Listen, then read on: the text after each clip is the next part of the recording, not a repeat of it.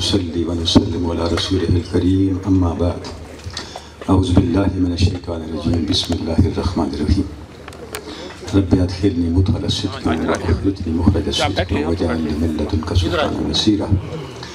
काबिल सदर एहतराम सदर मजलिस, मशाइख़ इज़्ज़ाम, उलमाए कराम, अरबाब इल्म व दानिश, ख़वातीन व हज़रात, अल्लाह रब्बुल इज़्ज़त का शुक्र है कि उसकी तौफ़ीक़ से हम हज़रत सूफ़ी मोहम्मद यूनुस साबरी अलैहि रहमा की याद में मुनक़्क़दा इस तसव्वुफ़ सेमिनार में मौजूद हैं। और ये भी तबरीक का मौका है, मुबारकबाद पेश करने का मौका है कि समरतुल फ़वाद जैसी जो एक ज़ख़ीरा है तसव्वुफ़ का, एक सरचश्मा है सूफिया के, हज़रत मीरां बीग के फ़ियूज़ात का, उसकी तक़रीब रुनमाई भी आज हमें उसमें भी शामिल होने की सआदत मिली है।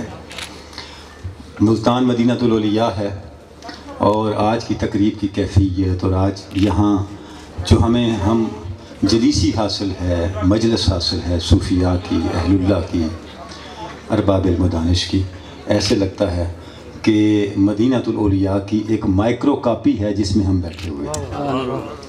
और बड़ी वकी गुफ्तगुएँ हमने सुनी। जनाब डॉक्टर हाफिज़ गुलाम मोहिउद्दीन साहब ने जो तसव्वुफ़ का सोशल पर्सपेक्टिव है उस पर बात की, खिदमत खल्क़ पे बात की। जनाब डॉक्टर हुमायूं बास शम्स साहब ने हमें इमाम गज़ाली से मुतारफ़ कराया, उस गज़ाली से जो फ़लसफ़े से नहीं, कलाम से नहीं, दुनियावी उलूम से नहीं, खानकाह से निकले हैं, उस गज़ाली से मुतारफ़ करवाया। और जाते जाते मुझे काम भी सौंप गए, तो मैं चाहता हूँ पहले उस फरीज़े से उदा बरा होकर फिर मैं अपने मौजू की तरफ आता हूँ। तो उन्होंने फरमाया कि इमाम गज़ाली ने जो बातें कही हैं उन्हें फ़लसफ़े की ज़ुबान में हम कैसे समझें। गज़ाली वो फ़लसफ़ी हैं जिन्हें फ़लसफ़े का मुनकर फ़लसफ़ी कहा जाता है। शायद वाहिद फ़लसफ़ी हैं तारीख़ी फ़लसफ़ा में जो फ़लसफ़ी होते हुए फ़लसफ़े को नेगेट करते हैं। और आप देखें फ़लसफ़े की नेगेशन की जो बुनियाद उन्होंने रखी, बाद में दुनियाए फ़लसफ़ा में तशकीक के मकातब फ़िक्र की बुनियाद रखने वालों ने वहीं से रहनुमाई ली।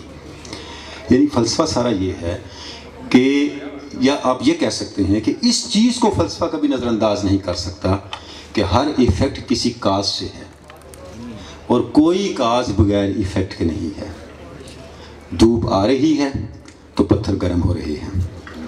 लेकिन इमाम गज़ाली वो शख्सियत है जिन्होंने पहली मरतबा ये बात इरशाद फरमाई कि जब धूप पत्थर पे पड़ती है, ये तहाफ़ा के अंदर आपने ये मिसालें दी हुई हैं, या आग रुई को छूती है तो धूप पड़ती ही पत्थर गर्म हो जाता है। इमाम गज़ाली फरमाते हैं ऐसा नहीं होता।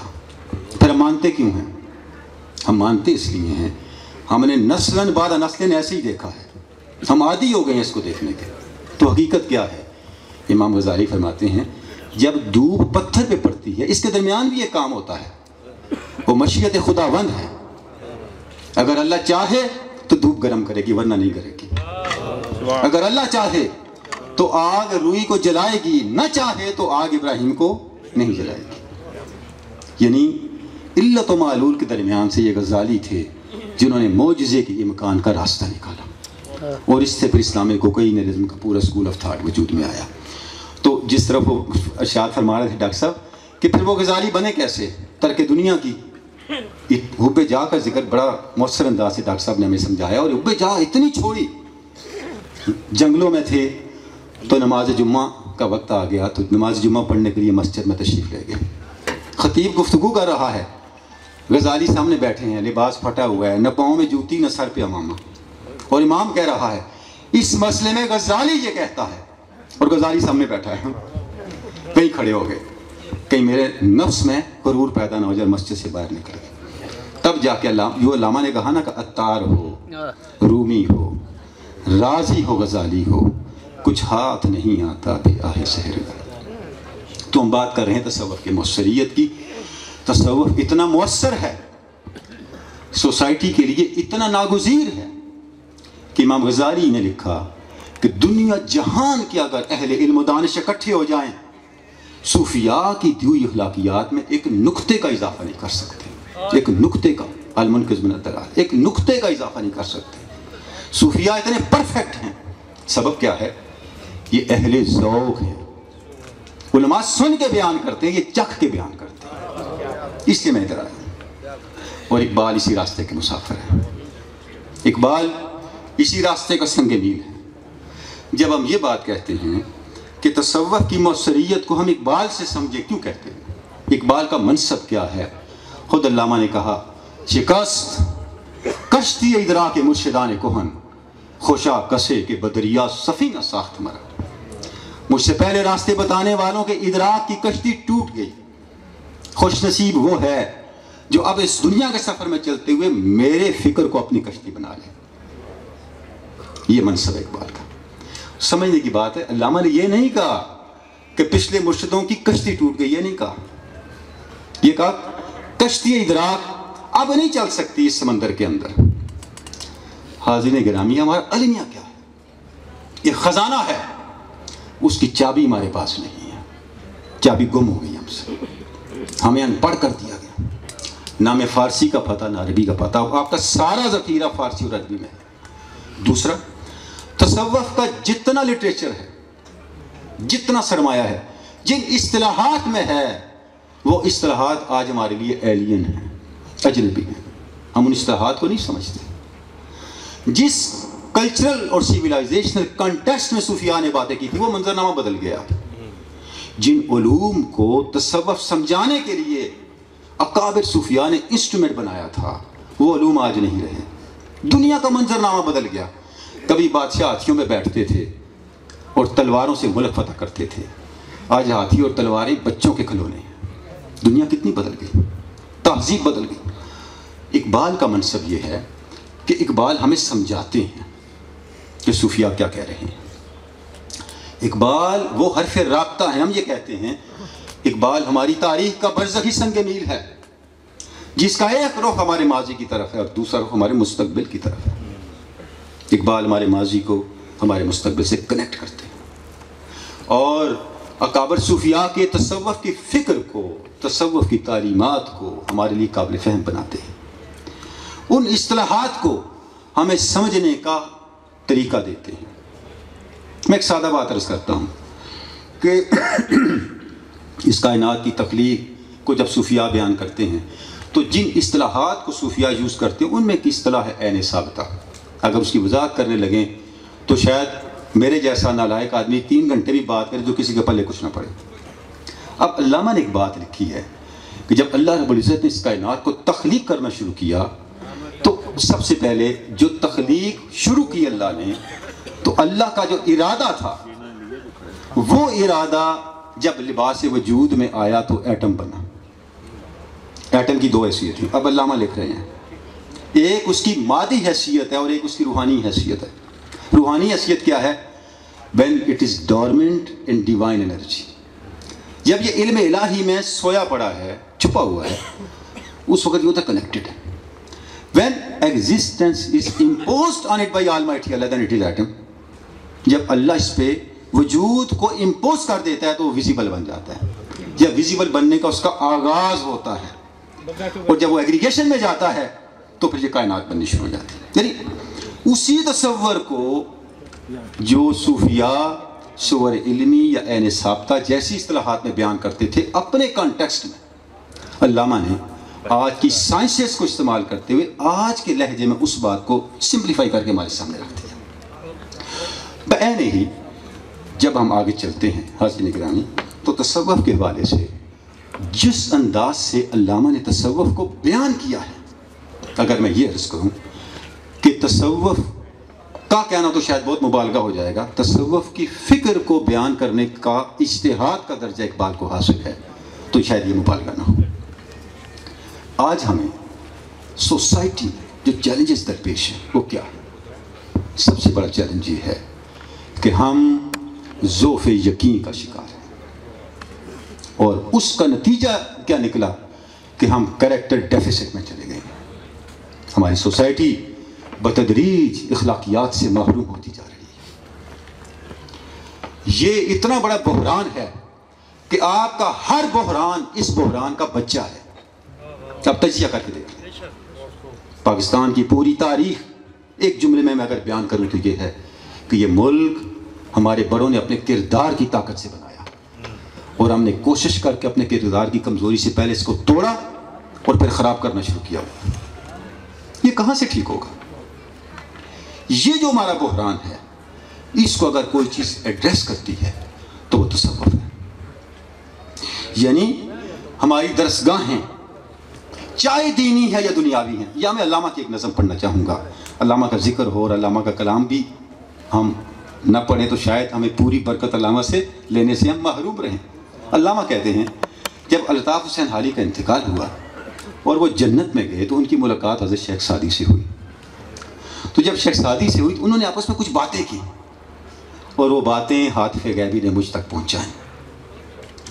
حاطف نے کہا مجھ سے کہ فردوس میں ایک روز حالی سے جو مخاطب ہوئے سعدی شیراز، کچھ کیفیت مسلم ہندی کی بیان کر، واماندہ منزل ہے کہ مصروف تب و تاز. جب حالی جنت میں شیخ سعدی سے ملے تو شیخ سعدی نے پوچھا کہ حالی اب بر صغیر سے آئے ہو، ہند سے آئے ہو، بتاؤ وہاں مسلمانوں کا کیا حال ہے، ان کی کیفیت کیا ہے؟ کوئی منزل بھی ان کے مقدر میں ہے، منزل کو بھی کوئی ہاتھ لگایا کہ ابھی چل ہی رہے ہیں. اب ساتھ وہ کہتے ہیں کہ مذہب کی حرارت بھی ہے کچھ اس کی رگوں میں، تھی جس کی فلک سوز کبھی گرمی آواز. یعنی وہ مسلمان جس کی ایمان کی گرمی سے، جس کی صداقت کے حامل قول سے فلک بھی متاثر ہوتا تھا، کیا وہ مذہب کی حرارت اب بھی اس میں ہے کہ نہیں ہے؟ جب ان کی یہ بات سنی، باتوں سے ہوا شیخ کی حالی متاثر، رو رو کے لگا کہنے. نے یہ ساری باتیں سنی تو شیخ سعدی کی، تو شیخ سعدی کو کہا ہے صاحب اعجاز میں کیا بتاؤں میں کیا چھوڑ کے آیا ہوں، کیا منظرنامہ چھوڑ کے آیا ہوں. منظرنامہ میں یہ چھوڑ کے آیا ہوں کہ حالات بڑے بگڑ گئے. ہمارے بڑوں نے بڑا سوچا کہ ان حالات کو کیسے ٹھیک کریں. ہم نے بہت تدابیر کی، لیکن یہاں تک پہنچے کہ جب پیر فلک نے ورق ایام کا الٹا، آئی یہ صدا تعلیم سے پاؤ گے اعزاز. ہمیں حل یہ دیا گیا، آپ دیکھیں انڈیا کی تاریخ، کہ تعلیم عام کرو. جب تعلیم عام ہوگی تو اس سے مسئلے حل ہوں گے. تعلیم عام کر دی. تعلیم عام کرنے سے کیا ہوا؟ آیا ہے مگر اس سے عقیدوں میں تزلزل. دنیا تو ملی، طائر دی کر گیا پرواز. تعلیم ہم نے لے لی، لیکن جو اندر ایک حقیقت تھی اس سے محروم ہو گیا اور وہ چلا گیا. اور اس کا نتیجہ یہ نکلا کہ دی ہو تو مقاصد میں بھی پیدا ہو بلندی، فطرت ہے جوانوں کی زمیں گیر و زمیں تاز. اس دنیا سے نکلنا تو دین کی طاقت سے تھا. جب دین نہ رہا تو یہ دنیا ہی مقصد بن کے رہ گئے. بنیاد لرز جائے جو دیوار چمن کی، ظاہر ہے انجام گلستان کا ہے آغاز. بنیاد نوجوان ہیں، جب نوجوان بگڑ گئے سمجھو انجام بگڑ گیا. جس چمن کی دیوار کی بنیاد لرزنے لگے اس کے انجام کا آغاز شروع ہو چکا ہے. پانی نہ ملا زمزم ملت سے جو اس کو، پیدا ہے نئی پود میں الہاد کے انداز. ہم نے جو تعلیمی نظام دیا، جو تربیت کا نظام دیا، اس نے زمزم ملت سے نوجوان کو کاٹ دیا، الگ کر دیا اور الہاد ہر طرف پھیل گیا. لیکن یہ ذکر حضور شاہ یثرب میں نہ کرنا، سمجھے نہ کہیں ہند کے مسلم مجھے غماز. لیکن یہ شکایت حضور کی بارگاہ میں نہ پہنچانا. ایسا نہ ہو کہ مجھے حالی کہہ رہے ہیں، ایسا نہ ہو کہ ہندوستان کے مسلمان مجھے یہ سمجھیں کہ حالی نے ہماری شکایتیں شروع کر دی ہیں. اور اینڈ آ کے علامہ کرتے ہیں شیخ سعدی کے شعر پہ، خرما نتواں یافت از خار کے کشتیں، دیبا نتواں بافت یہ پشم کے رشتے. جو کانٹے ہم نے بوئے ہیں ان سے کھجوریں نہیں اتاری جا سکتی، اور جو داغے ہم نے کاتے ہیں اس نظام کے ذریعے سے، اس سے وہ لباس نہیں بنا جا سکتا جسے سطر ناپا جا سکے. یہ ہماری کل کہانی ہے. تو اب اس ماحول کے اندر ہم نے جب اصلاح کی طرف لوٹتے ہیں تو اس میں کوئی دوسری بات نہیں. جیسے ڈاکٹر صاحب امام غزالی کے ریفرنس سے بات کر رہے تھے کہ آپ کے پاس حل صرف تصوف کے اندر ہے. کیوں تصوف کے اندر ہے؟ کہ تصوف نام عمل کا ہے. سید نذیر نیازی علامہ کے بڑے دوست تھے، ان کی صحبت میں بیٹھنے والے تھے. کافی دنوں تک علامہ کی صحبت میں نہ آئے.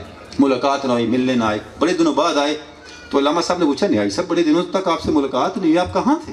उन्होंने कहा जी आजकल मेरी एक मसरूफियत चल रही है। तो अल्लामा साहब ने पूछा क्या? उन्होंने कहा जी मैं तसव्वुफ़ पे किताब लिख रहा हूँ।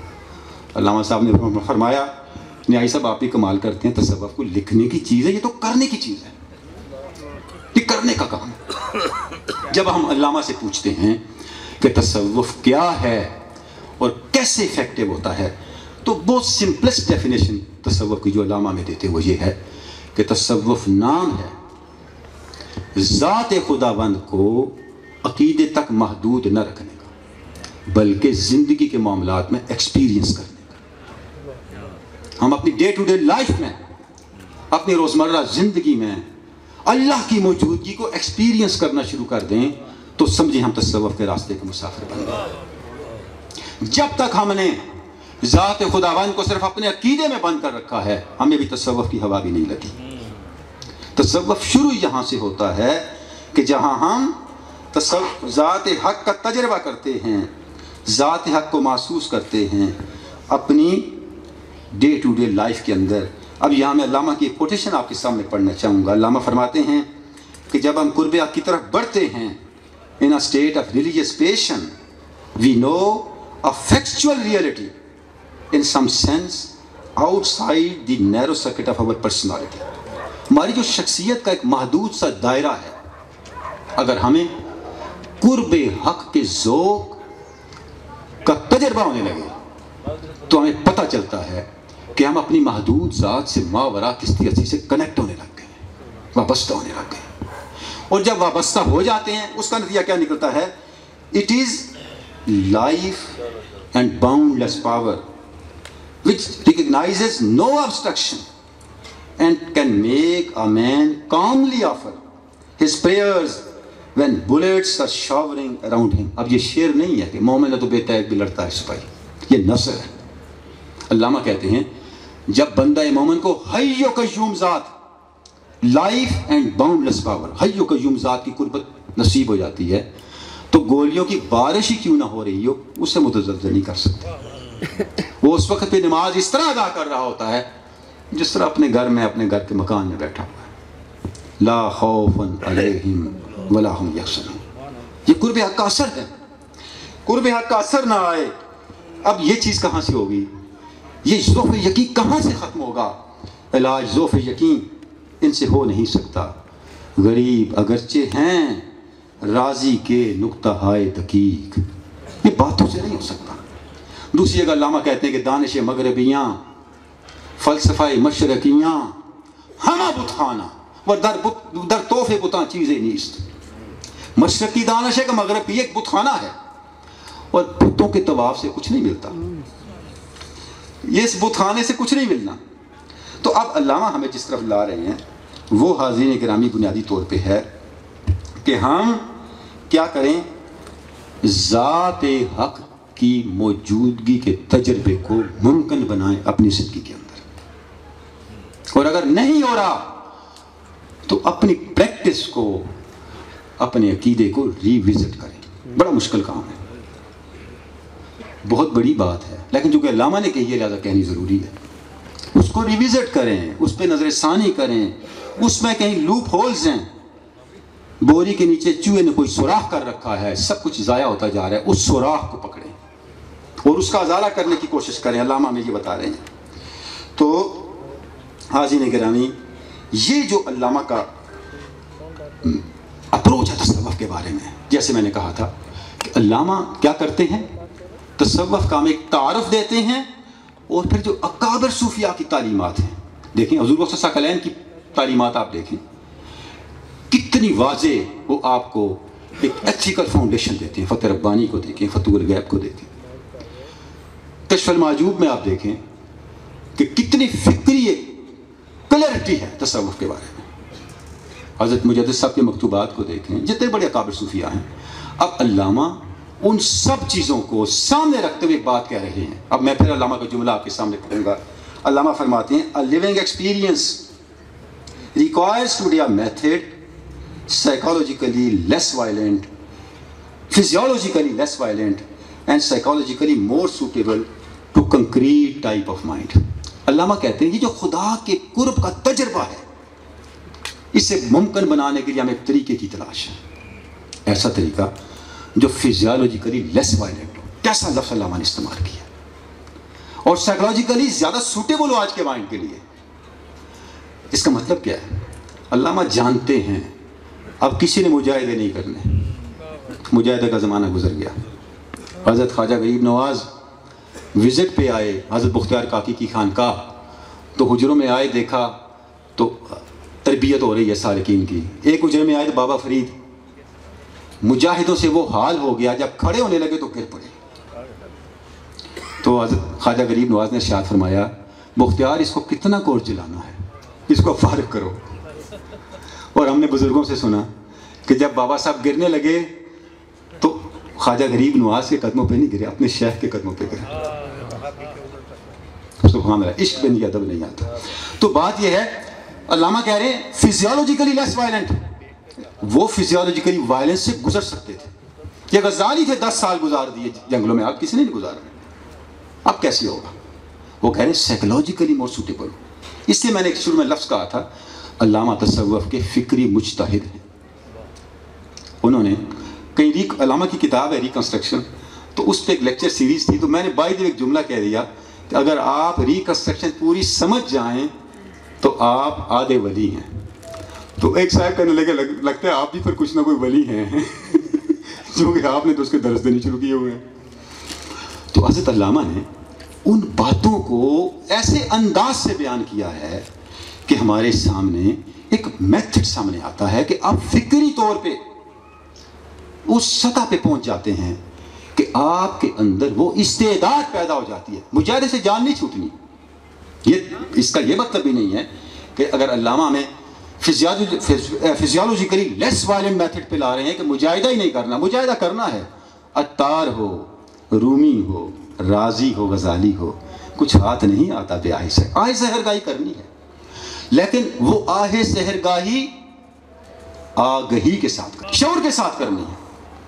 اگر آپ نے آہ سحرگاہی بغیر آگہی کے کی ہے پھر کچھ نہیں نکلنا اس میں سے۔ وہ کلیرٹی کہاں سے آئے گی؟ علامہ اس کلیرٹی کی طرف ہمیں رہنمائی دیتے ہیں اور اس کی طرف لے کے جاتے ہیں اور اس کی طرف وہ طریقہ میں سمجھاتے ہیں۔ اب یہ جو قرب حق کا تجربہ ہے، علامہ اس کی ڈیٹیلز، بہت ٹائم کم ہے، بہت کنسائز میں چند چیزیں آپ کے سامنے رکھنا چاہوں گا۔ اگر آپ سیرت سے دیکھیں تو اس کا سب سے بڑا نمونہ اور سب سے بڑی مثال واقعہ معراج ہے۔ اس میں پہلی جو بات سامنے آتی ہے کہ قرب حق کا تجربہ ہیلوسینیشن نہیں ہوتا، یہ خیال نہیں ہوتا، یہ خیالی دنیا کی باتیں نہیں ہیں، یہ کائنات کی حقیقتوں کی حقیقت ہے۔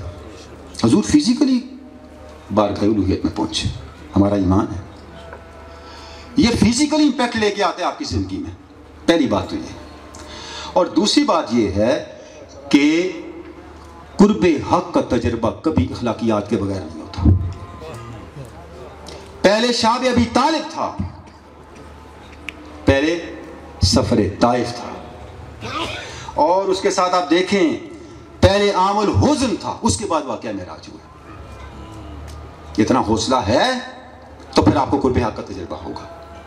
اخلاقیات اس سطح پہ تو پہنچے نا کہ قاتل آپ کو زخم لگائے اور آپ زخم گن کے اتنا ہی سونا بھی دے دے، یہ تھی تو اخلاقیات ہو نا۔ حضرت ابو الحسن نوری، حضرت داتا علی اجویل لکھتے ہیں کہ ان کے زمانے میں مشہور ہو گیا کہ اس بندے کے گرد بندے بڑے اکٹھے ہو رہے ہیں، مکتبہ نوریہ کے بانی، تو کہیں بغاوت تو نہیں کر رہا، تو بادشاہ نے کہا پکڑ لو ان کو، ان پہ کیس چلا دیا اور کہا جی وہ ان کے ساتھ 2 اور صوفیات تھے بڑے اپنے زمانے کے، ان کو سزائے موت دے دو۔ ابو الحسن نوری علی اجویل فرماتے ہیں زندگی ساری، وہ فرماتے ہیں ہر صوفی کا ایک اصول ہوتا ہے، ایک اصول کو اگر میں یہ کہوں، ہر صوفی کی ایک مورل ویلیو ہوتی ہے، وہ اپنی زندگی اس میں ڈال دیتا ہے، ہم باتیں کرتے ہیں صرف، وہ اپنی زندگی اس میں ڈال دیتا ہے اور اس ویلیو کو زندہ کر کے دکھا دیتا ہے۔ ابو الحسن نوری کی ویلیو کیا تھی؟ ایثار۔ تو تینوں کو گرفتار کر لیا، جلاد پکڑ کے لے گا ایثار اتارنے کے لیے، ایک کو پکڑا بابا جی کو، تو جیسی تیاری پکڑی جلاد نے، ابو الحسن نوری دوڑتے آئے، ان کو پیچھے کر کے اپنا سر رکھ دیا، जल्लाद ने कहा हज़रत साहब क्या कर रहे हैं, यहाँ मठियाई नहीं बट रही, सर उतर रहे हैं, आपने अपना सर मुबारक क्यों रख दिया? उधर खड़े हूँ, बादशाहों का पता नहीं चलता, हो सकता है आपका नंबर आते आते आर्डर सस्पेंड हो जाए और आपकी जान छूट जाए। उन्होंने कहा नहीं, मैं जिंदगी सारी इसार की बात करता रहा हूँ, आज मेरे इम्तिहान का वक्त है, आज उसके अमल का वक्त है, मेरे पास वक्त के अलावा आज कुछ नहीं है, क्योंकि यहाँ की एक साहत आखिरत के करोड़ों साल से अफसर है, ये दारुल अमल है। मैं चाहता हूँ मेरा वक्त मेरे भाई को मिल जाए, मैं ये चाहता हूँ कि मेरा वक्त मैं अपनी जिंदगी इसको देना चाहता हूँ। जैसे ये बात सुनी, जल्लाद ने तलवार फेंक दी। उसने कहा अगर ये जिंदगी है तो फिर मुसलमान कौन है, मैं इनको नहीं कत्ल करता। अब जनाब बादशाह तक बात पहुंची, बादशाह ने बुलाया उनको। जब बुलाया तो पूछा, सारी बात उन्होंने कहा तो काम खराब हो गया। बादशाह ने कहा जी गलती हो गई थी, माफ़ी, हम आप तशरीफ़ ले जाएं, कोई खिदमत हो तो बताएं। अब अबू रसूल फरमाया हाँ एक खिदमत है। बादशाह ने कहा क्या? खिदमत ये है कि आप हमें भूल जाओ, आप हमें भूल जाओ। ये सूफी होता है। तवक्कुल का हमने नाम सुना है, एक वाक़या अबू हमज़ा खुरासानी का दातागंज बख्श ने लिखा, शेख अब्दुल हक मुतज़लिवी ने लिखा, बड़े सूफिया ने इसको कोट किया, इमाम गज़ाली ने कोट किया कि अबू हमज़ा खुरासानी जा रहे हैं तो पता नहीं चला, रास्ते में अंधा कुआं था, उसमें गिर पड़े। जब गिर पड़े दाएं बाएं से लोग आ जा रहे हैं। अब उन्होंने कहा जनाब मैं किसी को आवाज़ तो मुझे बाहर निकालें। अचानक ख्याल आया, हम अबू हमज़ा सारी ज़िंदगी तवक्कुल की बात करते रहे, आज अल्लाह के अलावा किसी और को बुला रहे हैं। अभी तो वो वक्त आया चेक करने का कि तवक्कुल पे कायम कितने। दिन गुजर गया, एक आध दिन बाद कुछ लोग गुजरे। उन्होंने कहा जनाब अजीब साहब है, कैसे जालिम लोग हैं, अंधा कुआं है, खुला रखा है, कोई गिर ही ना जाए, इसको बंद करते हैं। लोगों ने लकड़ियाँ इकट्ठी करनी शुरू की उसको बंद करने के लिए। तो नीचे से अंदर बैठे हैं वो हमज़ा खुरासानी, तो कहने लगे, दिल में ख्याल आया कि इनको बताऊं भाई कोई गिरेगा नहीं, कोई गिरा हुआ है, पहले इसको तो निकालो।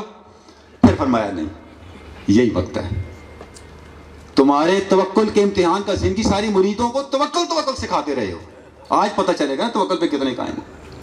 बंद कर दिया, अब तो कब्र है, अल्लाह शुरू कर दी। रात का वक्त हुआ, एक सुराख खाली था, वहां से किरण आती थी चांदनी की। क्या देखते हैं कि वहां से एक रस्सी नीचे आ रही है। आते आते रस्सी जी ने जब उनके सर को टच किया तो देखा रस्सी नहीं, अजदहा की दुम है। अब अबू हमज़ा खुरासानी ने कहा ये गैर मामूली मामला और मशीयत इलाही के अलावा नहीं हो सकता।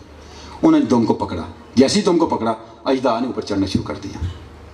जब बाहर निकले तो कुछ भी नहीं था। गैर से आवाज़ आई। इस जुमले को एक वाक़या बयान करने वाले सब मशाइख अकाबरीन ने कोट किया, अबू हमज़ा तुम्हारी निजात भी क्या अजीब निजात है, हमने तुझे मौत के जरिए जिंदगी अता कर दी, हमने तुझे मौत के जरिए मौत के मुंह से निकाला। पहले आमुल हुज़्न हुआ, पहले शाब अबी तालिब हुआ, पहले वाक़या ताइफ हुआ, फिर वाक़या मेराज हुआ, जो हुज़ूर की ज़िंदगी का सबसे बड़ा कुर्ब हक़ का तजर्बा है। और उसके बाद कुर्ब हक़ का तजर्बा इल्म लेके आता है, हक़ाइक़ की कायनात का इल्म। जो सूफ़ी जितना हक़ के करीब है उतना ही साहिब इल्म है, उसका इल्म उतना ही ज़्यादा है। और आखिरी बात यह है कि उस तजर्बे के नतीजे में सोसाइटी बनती है। वाक़या मेराज हुआ, रियासत मदीना वजूद में आई।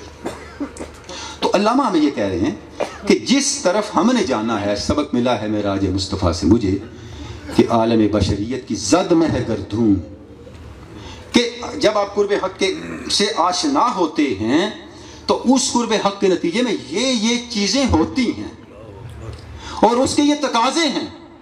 पहले तकाज़े पूरे कर लें।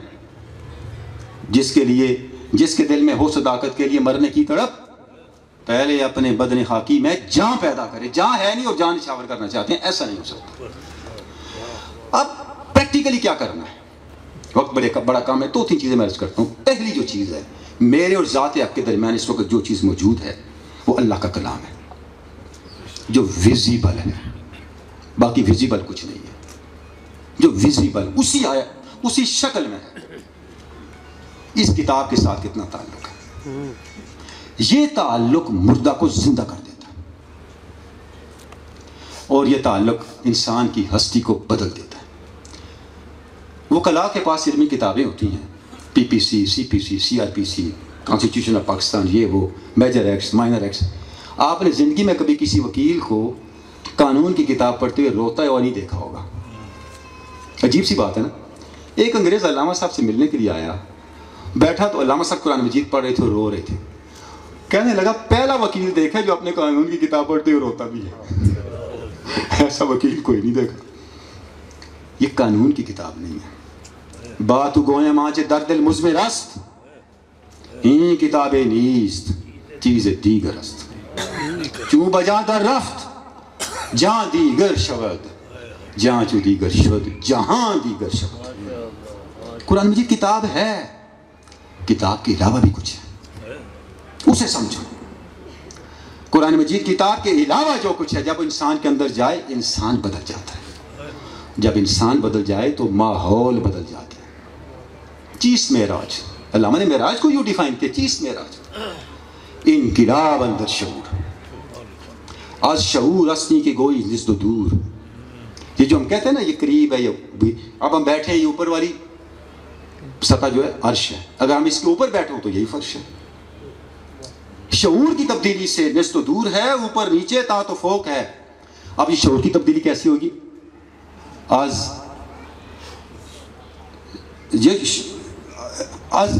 جذب و ذوق, شعور کے اندر تبدیلی جذب و ذوق سے آتی ہے.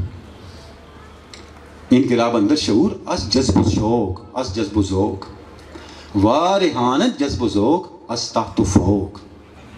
علامہ کہہ رہے ہیں کہ یہ جو شعور میں انقلاب آتا ہے یہ قرب حق سے پیدا ہونے والے جذبے سے جاتے ہیں. تو سب سے جو پہلی چیز ہے وہ ہے کہ قرآن مجید سے زندہ اور یقین پر مبنی تعلق, یہ بڑی بنیادی چیز ہے. اور اس میں جو چیز رکاوٹ ہے وہ ہماری ایتھکس ہے, ہماری اخلاقیات ہے. جتنی ہماری اخلاقیات پیوریفائی ہوتی جائے گی, بجلی کا کرنٹ موجود ہے, ایلومینیم سے اور طرح سے گزرے گا, تانبے سے اور طرح سے, چاندی سے اور طرح سے, سونے سے اور طرح سے, اور پتھر سے بالکل نہیں گزرے گا. کرنٹ وہی ہے, قرآن مجید وہی ہے. ہماری ایتھکس سونے پہ کھڑی ہے, چاندی پہ کھڑی ہے, یورینیم پہ کھڑی ہے, پلاٹونیم پہ کھڑی ہے, پتھر پہ کھڑی ہے, گولڈ پہ کھڑی ہے. کہاں کھڑی ہے؟ جہاں ہماری ایتھکس ہے, جہاں ہماری اخلاقیات ہے, اتنا ہی قرآن مجید کا جو کرنٹ ہے وہ ہمارے اندر رواں دواں ہوگا, ورنہ نہیں ہوگا. تو یہ جو تعلق ہے یہ پھر آپ کا پرسپیکٹیو چینج کر دیتا ہے. علامہ کہتے ہیں نا کہ غیر قرآن غم گسار من نبود.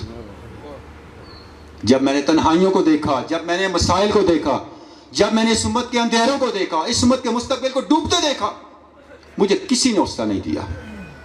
قرآن میرا غم گسار تھا. قوتش ہر باب برابر من کشود, اس کتاب کی طاقت نے میرے سامنے ہر دروازہ کھول دیا. آپ خطبہ الہباد کو دیکھیں, پورا خطبہ الہباد سورہ مائدہ کی ایک آیت کی تشریح ہے, پڑھ کے دیکھ لیں آپ, اس پہ آ کے علامہ نے اینڈ کی ہے. اور جب خطبہ الہباد علامہ دے رہے تھے, حاضرین گرامی, تاریخ ہے, آج تو ماشاءاللہ ہم یہاں بیٹھے ہیں, بیٹھنے کی جگہ نہیں, احباب کھڑے ہیں, آدھی کرسیاں خالی تھی, آدھی کرسیاں خالی تھی. تو جو منتظمین تھے انہوں نے ساتھ میں ایک مدرسہ تھا, وہاں سے بچوں کو لا کے بٹھایا, جی کرسیاں بھر. جی علامہ صاحب اینول سیشن کو ایڈریس کر رہے ہیں, سالانہ سیشن کو, جو آل انڈیا مسلم لیگ کی کانسٹیٹیوشنل ریکوائرمنٹ تھی, اور بات کیا کر رہے ہیں, ہم نیا ملک بنانے چلے ہیں. کیا بات ہے. اس لیے علامہ نے کہا نا, اعجاز ہے کسی کا یا گردش زمانہ, ٹوٹا ہے ایشیا میں زہر فرنگیانہ. یہ جو ہندوستان کے اندر انگریز کا جادو ختم ہوا, یہ گردش زمانہ نہیں ہے, اعجاز ہے کسی کا. یہ میرا معجزہ ہے, میں نے کیا ہے, یہ میرے جذب نے کیا ہے, میرے یقین نے کیا ہے. عزم مارا با یقین پختہ ترساز کے ماں اندر ہی مار کا بے خیر و سپاہ. وہ یقین کہاں سے آ رہا تھا؟ علامہ الیکشن لڑ رہے تھے, اور آپ دیکھیں یہ واقعہ کب کا ہے, 19 نومبر 1926 کے علامہ کی سپیچ ہے. الیکشن میں سپیچ کر رہے ہیں, علامہ کہہ رہے ہیں کہ مجھے یقین ہے لیظہرہ علی الدین کلہ ہو کے رہے گا, مسلمانوں کا الگ ملک بن کے رہے گا. ولا تہنوا ولا تحزنوا وانتم الاعلون, یہ الیکشن میں کہہ رہے ہیں. اور جب علامہ نے یہ خطبہ الہباد دیا تو اس کی سب سے پہلے مخالفت کس نے کی؟ مسلمانوں نے کی. مسلمانوں نے کی. اگلے دن جتنے مسلمان اخبار تھے سب نے یہ لکھا, اقبال نے بڑا ظلم کیا, ہم نے سیاسی رہنمائی کے لیے بلایا تھا, شاعر آدمی تھا, سیاسی غزل پڑھ کے چلا گیا, بجائے اس کے کام کو پلان دیتا, سیاسی غزلیں پڑھ کے چلا گیا. لیکن دیکھیں وہ سیاسی غزل نہیں تھی. اور جب علامہ رخصت ہونے کی ریلوے اسٹیشن پہ آئے تو جو لوگ انہیں سی آف کر رہے تھے تو انہوں نے علامہ صاحب کو کہا علامہ صاحب جو آپ باتیں کر رہے تھے کسی کی سمجھ نہیں آئی. علامہ نے کہا میں نے جس کو سمجھانا تھا اسے سمجھ آ گئی, آپ پریشان نہ ہو. میں نے آپ سے بات نہیں کی, میں نے کس سے بات کی, بلکہ علامہ نے پہلے پیراگراف میں یہ بات کہی, I am here as I lead no party, I follow no leader. میں آپ کے سامنے کسی پارٹی کے کارکن, کسی لیڈر کے کارکن یا کسی کارکن کے لیڈر کے طور پہ نہیں آیا. میں ملت اسلامیہ کے ضمیر کی آواز کے طور پہ آیا ہوں. میں آپ کو وہ کہنے آیا ہوں, اسلام is a destiny and no destiny can be imposed on it. اسلام کائنات کا مقدر ہے, انگریز اور ہندو اس کے مقدر کا فیصلہ نہیں کر سکتے. میں یہ تمہیں بتانے آیا ہوں. اور اینڈ کہاں پہ کیا, تم نے مجھے میسج بلانے کے لیے کیا ہے, دینے کے لیے. میں آپ کو یہ میسج دے کے جا رہا ہوں, اسلام کی پوری تاریخ یہ ہے, at critical moments of their history it is Islam who saved the Muslims and not vice versa. اسلام کی پوری تاریخ اس کی گواہ ہے. مسلمانوں پہ جب نازک وقت آیا اسلام نے مسلمانوں کو بچایا ہے, مسلمانوں نے اسلام کو کبھی نہیں بچایا. وَلَمْ تَجِدُ مِن دُونِهِ مُلْتَحَدًا, اس کے علاوہ, قرآن کے علاوہ, اسلام کے علاوہ تمہاری کوئی پناہ گاہ نہیں, ادھر آؤ. پھر ختم کہاں کیا, عَلَيْكُمْ أَنفُسَكُمْ لَا يَضُرُّكُمْ مَن ضَلَّ إِذَا اهْتَدَيْتُمْ. اور یہ اقبال کا فلسفہ خود ہی ہے. یہ یقین کہاں سے آیا؟ یہ یقین ان کا جو تعلق تھا اللہ سے, جو تعلق تھا ذات نبوت صلی اللہ علیہ وسلم سے, قرآن سے, قرآن کے ساتھ جو یقین تھا, یہ ساری رہنمائی وہاں سے آ رہی تھی.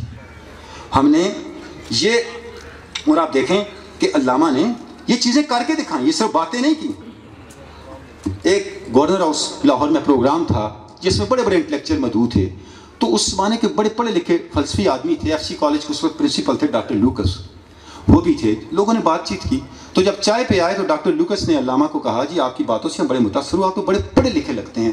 تو ڈاکٹر لوکس نے کہا میرا ایک مسئلہ بڑے عرصے سے پھنسا, مجھے ذرا اس پہ گائیڈ کریں.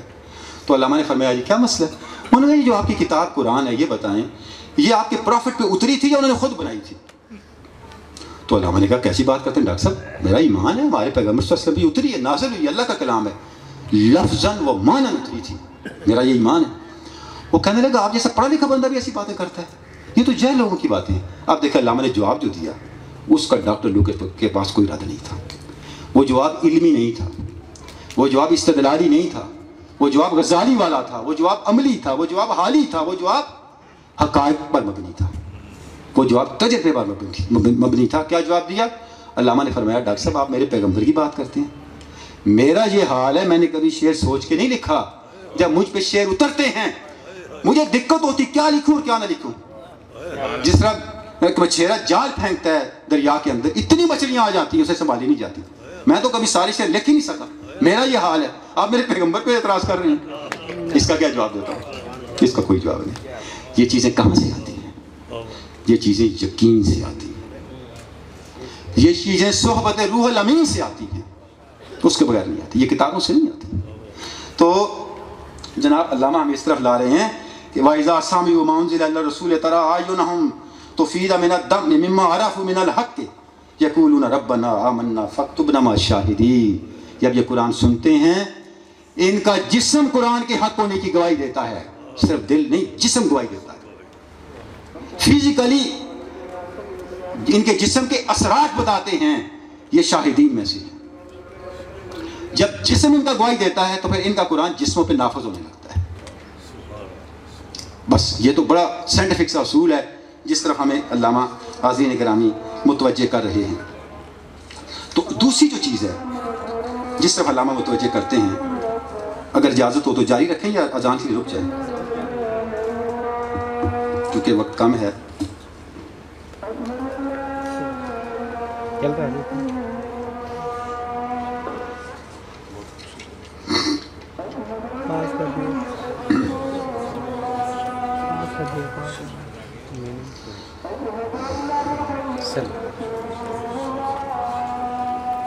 باتیں حاضرین گرامی میں نے عرض کی. پہلی یہ کہ قرب حق کا تجربہ ہیلوسینیشن نہیں ہے جیسا کہ واقعہ معراج سے ہم نے دیکھا, اور دوسرا اس کی طرف جو راستہ جاتا ہے ان میں ایک بڑا سٹیپ قرآن مجید سے تعلق ہے. اور دوسری بات جس طرف علامہ بتاتے ہیں وہ یہ ہے, وہ ذکر ہے, وہ ذکر کی گرمی سے شعلے کی طرح روشن, وہ فکر کی سرعت میں بجلی سے زیادہ تیز. ذکر جو ہے وہ قرب حق کے راستے کو کھولتا ہے. اب دیکھیں علامہ حضور کی بارگاہ میں التجا کر رہے ہیں، یا رسول اللہ نہ با ملا و نہ با صوفی نشینم، تم ہی دانی من آنم نہ اینم. یا رسول اللہ میں بہت ہی عاجز اور ناکارہ ہوں، نہ علماء میں شامل ہوں نہ صوفیاء میں شامل ہوں، دونوں میں شامل ہونے والا نہیں ہوں، دونوں شامل ہونے کے قابل نہیں ہوں. آپ کی بارگاہ میں ایک التجا لے کے آیا ہوں، کیا؟ نویس اللہ بر لوح دل من ہم اورا و ہم خدرا فاش پینا. یا رسول اللہ اپنی نگاہ کرم سے میرے دل پہ اللہ لکھ دیں، میرے دل پہ اللہ لکھ دیں، تاکہ اللہ کو بھی جان لو اور اپنے آپ کو بھی جان لو، دونوں سے آگاہ ہو جاؤ. تو یہ جو ذکر ہے اس کو علامہ نے بہت ڈیٹیل سے ڈسکس کیا ہے. اب ذکر ہے کیا؟ میں علامہ کا جملہ آپ کے سامنے پڑھنا چاہوں گا. علامہ فرماتے ہیں in order to achieve this intimacy، اس قرب حق کو حاصل کرنے کے لیے thought must rise higher than itself، انسان کو اپنے آپ سے اٹھنا ہوگا، انسانی سوچ کو اپنے دائرے سے نکلنا ہوگا and find its fulfillment in an attitude of mind which religion describes as prayer. اسے ایک ایٹیٹیوڈ آف مائنڈ ڈیولپ کرنا ہوگا جسے تصوف پریئر کہتا ہے. پریئر کا معنی علامہ کے نزدیک عبادت، ذکر اور دعا ہے. ذکر جو ہے علامہ یہ کہتے ہیں یہ زبان سے اللہ اللہ کرنے کی بڑی عظمت ہے. ذکر پرائمریلی ایک ایٹیٹیوڈ آف مائنڈ کا نام ہے، یہ آپ کے ایک اسلوب فکر کا نام ہے. ذکر ایسے شعور کے ساتھ کیا جائے کہ اس سے فکر میں تبدیلی آئے، آپ کے مائنڈ سیٹ میں تبدیلی آئے. جب انسان ایک آپ کی کائنات کے بارے میں ڈائریکٹ تھنکنگ ہے، ہوتا تھا نا یہ وائے بٹھنڈا آئے گا، پہلے لوگ کہتے تھے ایک کائنات کے بارے میں وایا آلمائٹی اللہ تھنکنگ ہے. ان دونوں میں فرق ہے. ڈائریکٹ تھنکنگ اور چیز ہے، میں کہہ رہا ہوں آپ سن رہے ہیں یہ اور چیز ہے، میں کہہ رہا ہوں اللہ آپ کو سنا رہا ہے یہ اور چیز ہے، میں کہہ رہا ہوں آپ سمجھ رہے ہیں یہ اور چیز ہے، میں کہہ رہا ہوں اللہ آپ کو سمجھا رہا ہے یہ اور چیز. یہ کیسے اور چیز ہے؟ میں ایک مثال دیتا ہوں.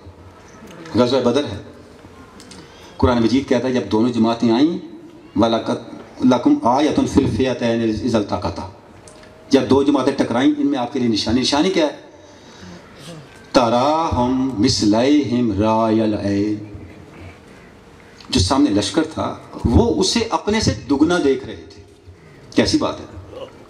بندے 313 تھے، وہ دیکھ رہے تھے یہ 2000 ہیں. یہ ہے وایا اللہ دیکھنے کا یہ نتیجہ. اس کو سورہ انفال توبہ میں تفصیل سے اللہ نے بیان کیا ہوا ہے، ادھر ہم نہیں جا رہے.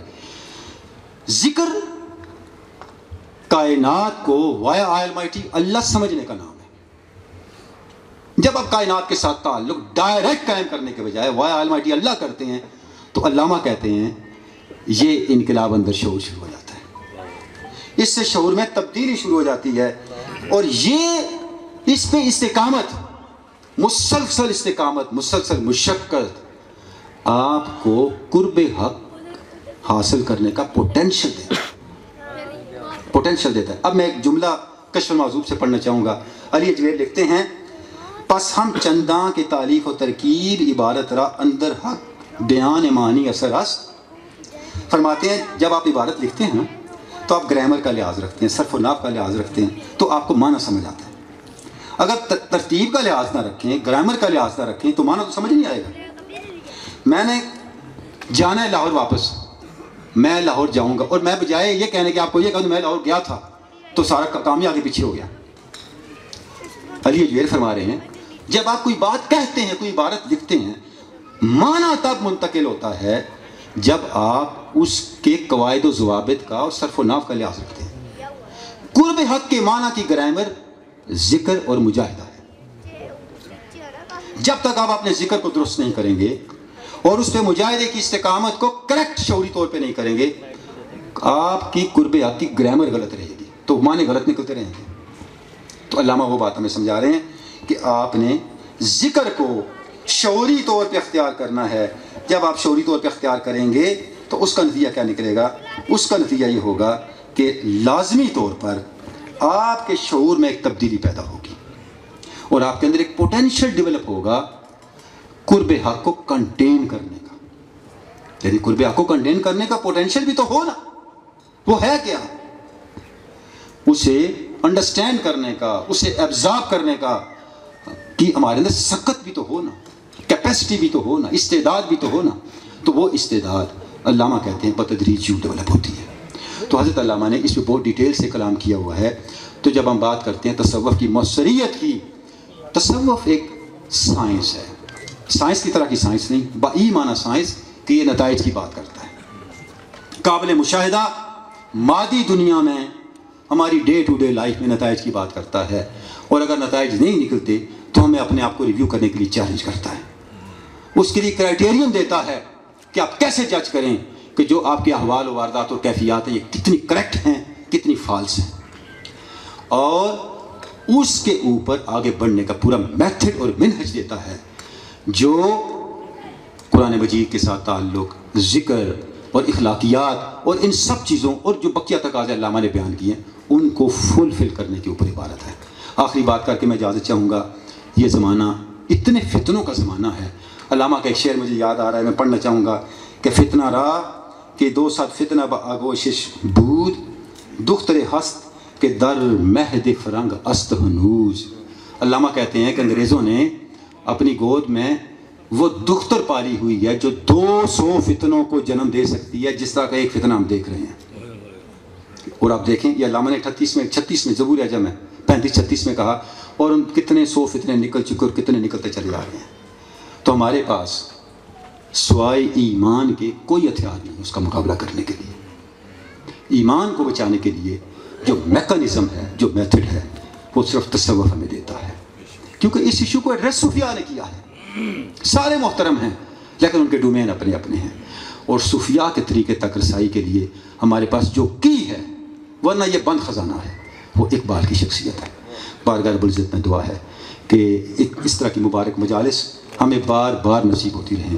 بار دیگر میں 100 بار شکریہ ادا کرتا ہوں کہ اتنے صالحین کی صحبت، منتظمین کی برکت سے، ان کی اجازت سے اور ان کی دعوت سے مجھے نصیب ہوئی. اتنی اچھی باتیں سننے کو ملی، سیکھنے کو ملی اور برکتیں سمیٹنے کو ملی. وآخر دعوانا الحمدللہ رب العالمین.